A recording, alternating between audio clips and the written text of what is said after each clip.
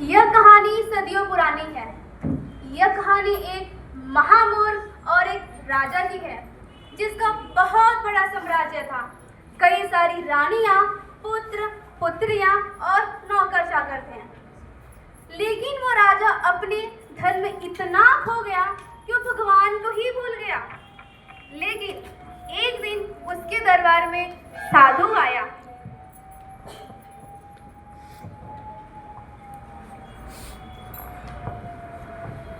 हरे कृष्ण कृष्ण कृष्ण हरे हरे, हरे राम राम राम हरे हरे। जरा इस राजा को तो देखिए, अपने ऐशो आराम में खोया हुआ है। ऐसा लगता है कि इसका ऐश्वर्य हमेशा इसके पास ही रहने वाला है। लेकिन एक वास्तविक साधु का कर्तव्य क्या है? वह बहुत कुछ लेने नहीं, बहुत कुछ देने जाता है। और मेरा कर्तव्य है कि मैं इस राजा को सही मार्ग दिखाऊं और नरक में जाने से बचाऊं। अरे साधु, आप यहाँ क्यों खड़े हैं? आइए, विराजिए हमारे सिंहासन में। लाइए, आपके चरण धो देते हैं। हे राजन, तुम मेरे चरण स्पर्श करते हो, मुझे सम्मान देते हो और बहुत कुछ दान भी करते हो। लेकिन मैं तुमसे जब भगवत भक्ति की बात करता हूँ तो तुम उस पर तनिक भी रुचि नहीं लेते।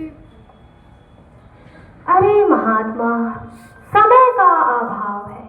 हमारे पास इतनी बड़ी साम्राज्य है, रानियां है, नौकर है, चाकर है। हमारे पास फुर्सत ही कहाँ है कि हम आपसे भगवत भक्ति का ज्ञान ले सके और आपके भगवान को याद कर सके। ओ राजन, मैं तुम्हें कैसे समझाऊं? लेकिन फिर भी ठीक है। क्या तुम मेरा एक निवेदन पूरा करोगे? अवश्य करेंगे। बताइए, क्या चाहिए आपको? धन, दौलत या हमारे साम्राज्य का छोटा हिस्सा या कोई स्त्री? हो राजन, मैं इन सब चीजों में कोई आसक्ति नहीं रखता। इन सब चीजों की आवश्यकता तुम्हें है, मुझे नहीं। लेकिन क्या तुम मेरा एक निवेदन पूरा करोगे? अवश्य करेंगे। बताइए। तुम अपने लोगों को राज्य में भेजो और उन्हें सबसे बड़े महामूर्ख को ढूंढने के लिए कहो। यदि वह मिल जाए तो उसे यह डंडा दे देना और भ्रमण करने के लिए पूरे राज्य में बोलना। और हाँ, उसे वेतन देना ना भूलिएगा। ये डंडा तो ठीक है महात्मा, किंतु ये महामूर्ख वाली बातें वाकई में मजेदार है। मंत्रियों, जाओ, जाके हमारे साम्राज्य से एक महामूर्ख ढूंढ कर लाओ।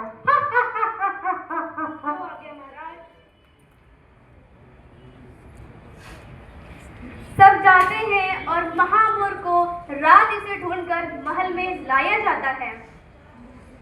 अरे, हम कहाँ जा रहे हैं? महाराज, आपकी आज्ञा अनुसार राज्य का सबसे बड़ा मूर्ख हाजिर है। अच्छा, तो ये है महामूर्ख। किंतु तुम्हें कैसे पता कि यही सबसे बड़ा महामूर्ख है? महाराज, हमने कई दिनों तक राज्य में ढूंढा और पाया कि यह व्यक्ति अपनी समस्त बहुमूल्य चीजें दूसरों पर न्यौछावर कर रहा है। और जब हम इससे पूछें कि तुम ऐसा क्यों कर रहे हो, तो ये कहता है कि यह वस्तुएं मेरी नहीं है। और आश्चर्य की बात तो ये है कि ये कहता है कि यह शरीर भी मेरा नहीं है। क्या ये शरीर इसका नहीं है? तब तो यही सबसे बड़ा मूर्ख है जो अपना धन दौलत दूसरों पर लुटा रहा है। ये लो डंडा। ये क्या है? इसका क्या करूंगा? इसे लेकर तुम पूरे राज्य में भ्रमण करो और हाँ, चिंता मत करो, तुम्हें तुम्हारा वेतन भी मिलेगा। यानी सरकारी नौकरी किसको नहीं पसंद है? तुम अपना कार्य आज से ही शुरू कर दो महामूर्ख। जी महाराज, बिल्कुल।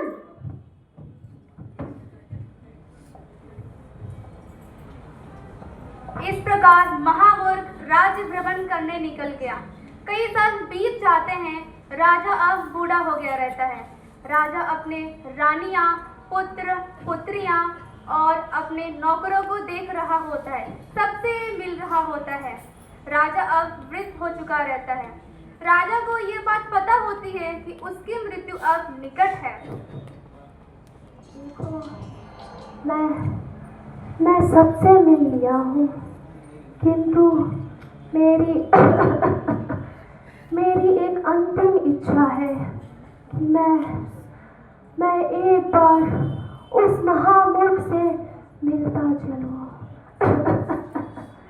मंत्रियों, जाकर उस महामूर्ख को ढूंढ कर लाओ। इस प्रकार सब जाते हैं और महामूर्ख को ढूंढकर महल में लाया जाता है। महाराज की जय हो। महाराज, आपने मुझे याद किया? हाँ महामूर्ख, हाँ, मैंने तुम्हें याद किया। मैं अब बहुत दूर जा रहा हूँ, बहुत दूर जा रहा हूँ, तो सोचा एक बार तुमसे मिलता चलो। महाराज, आप कहाँ जा रहे हैं? मुझे भी उसके साथ ले चलिए ना। नहीं महामूर्ख, नहीं, वहाँ मैं किसी को भी नहीं ले जा सकता, किसी को भी नहीं ले जा सकता।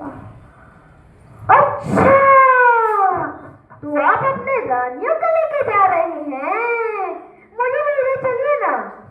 अरे पगले, समझने की कोशिश करो। मैं वहाँ ना ही रिश्तेदार, ना ही रानियाँ, ना ही बच्चे, मैं वहाँ किसी को भी नहीं ले जा सकता। किसी को भी नहीं ले जा सकता। अच्छा, तो मैं ऐसा करता हूँ, आपके लिए ना एक रथ और घोड़े का इंतजाम कर देता हूँ। ओ मंत्री, घोड़ा और रथ लेके आना। अरे पगले, समझने की कोशिश करो। मैं वहाँ ना ही रथ, ना ही घोड़ा, मैं वहाँ किसी को भी नहीं ले जा सकता। किसी को भी नहीं ले जा सकता। अच्छा, तो आप पैदल जाएंगे? आप थक जाएंगे। ऐसा कीजिए, अपने साथ कुछ धन ले जाइए, कुछ काम आ जाएगा। तुम्हें समझाना ही व्यर्थ है महामूर्ख। देखो, मैं वहाँ अपने साथ ना ही धन, ना ही दौलत, यहाँ तक कि एक ठन भी नहीं ले जा सकता, नहीं ले जा सकता। अच्छा, तो आप ना अपने साथ रथ ले जा सकते हैं, ना ही रानियां बच्चे।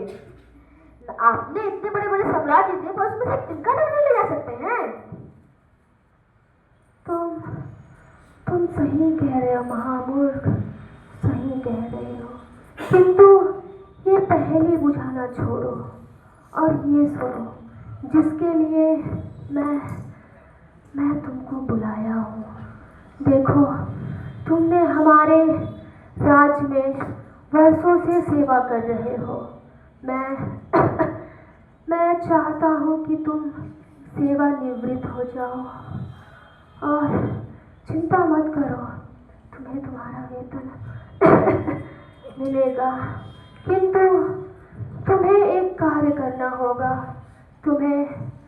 तुम्हारे ही जैसा एक महामूर्ख ढूंढ कर लाना होगा, और हाँ, उसे भी वेतन मिलेगा। अच्छा, तो मुझे इन सब में से सबसे बड़ा महामूर्ख ढूंढना होगा, यानी खुद से भी बड़ा।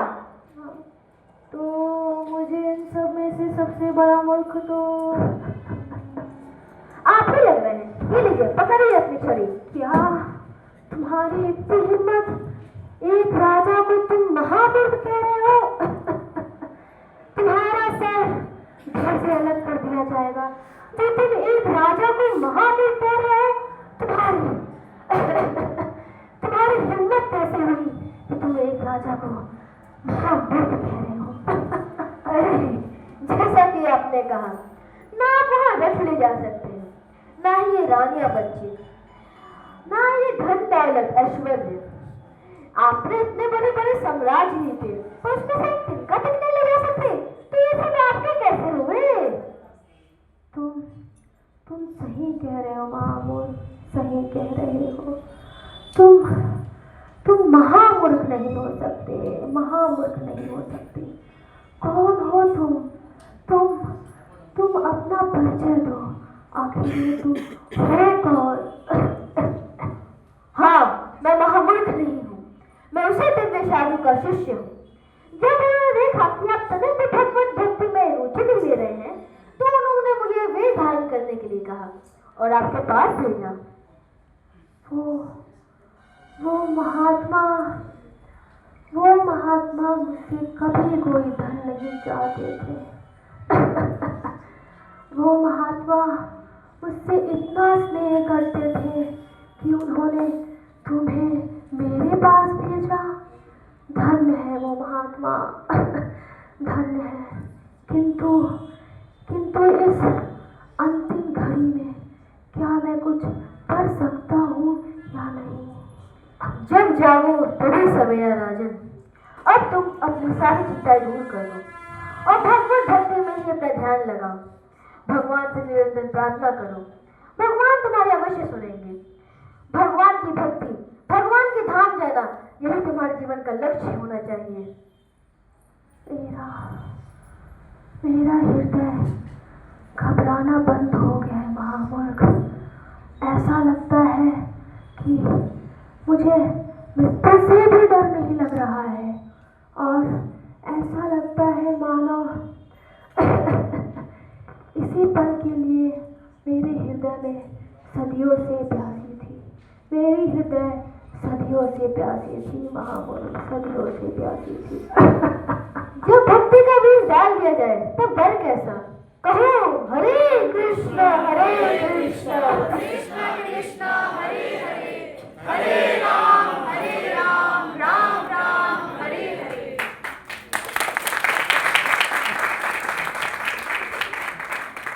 मोरल ऑफ द स्टोरी, हम अपने जीवन में बहुत सारा धन कमाना चाहते हैं, ऐश्वर्य कमाना चाहते हैं, लेकिन अगर इन सब के बीच हमारे पास भगवान को याद करने के लिए 10 मिनट भी नहीं है, तो हम उस राजा से भी बड़े महामूर्ख हैं। क्योंकि उस राजा के पास धन था, ऐश्वर्य था, राजा था वो, लेकिन हमारे पास क्या है? हम कौन हैं? हमें खुद से यह प्रश्न करना चाहिए कि भगवान कौन है, हम कौन हैं, और हमारा रिश्ता भगवान के साथ क्या है? हमारे जीवन में इतना दुख क्यों है? मृत्यु के बाद क्या होता है? और इन सभी प्रश्नों का उत्तर हमें केवल भगवत गीता के माध्यम से ही मिल सकता है।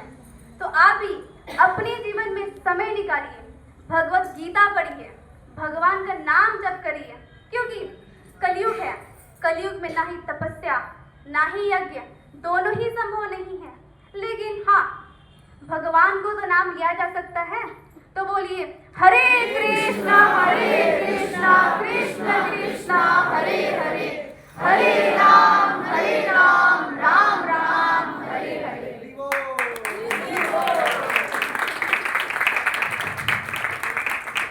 अब हम उन सभी प्रतिभागियों का परिचय देना चाहेंगे जिन्होंने इस नाटक में अपने पात्रों का बहुत